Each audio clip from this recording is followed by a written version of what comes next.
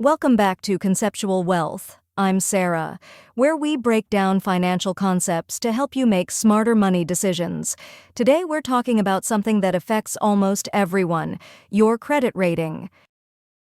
A credit rating is a numerical score that reflects your creditworthiness, essentially, how likely you are to repay borrowed money.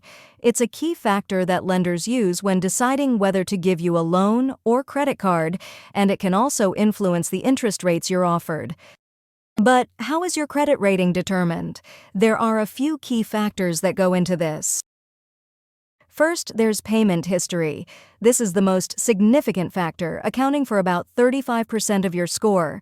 It looks at whether you've paid your bills on time. Then there's credit utilization, which is the amount of credit you're using compared to your total credit limit. Aim to keep this below 30% for a healthy score. The length of your credit history also matters. The longer, the better. Credit mix, having a variety of credit types like credit cards and loans, can boost your score. Finally, there's new credit. Opening several new accounts in a short period can negatively impact your score. Understanding your credit rating is important because it impacts more than just loans.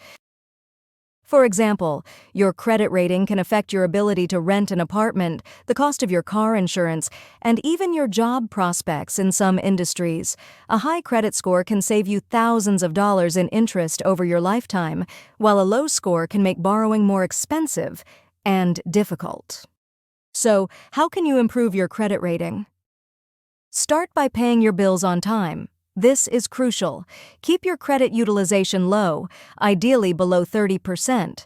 Don't close old accounts as they contribute to the length of your credit history, and be cautious about opening new credit accounts frequently.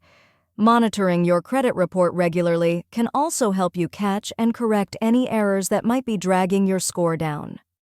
Your credit rating is a powerful tool that can either open doors or hold you back financially. By understanding how it works and taking steps to improve it, you can put yourself in a stronger financial position. Thanks for watching this episode of Conceptual Wealth.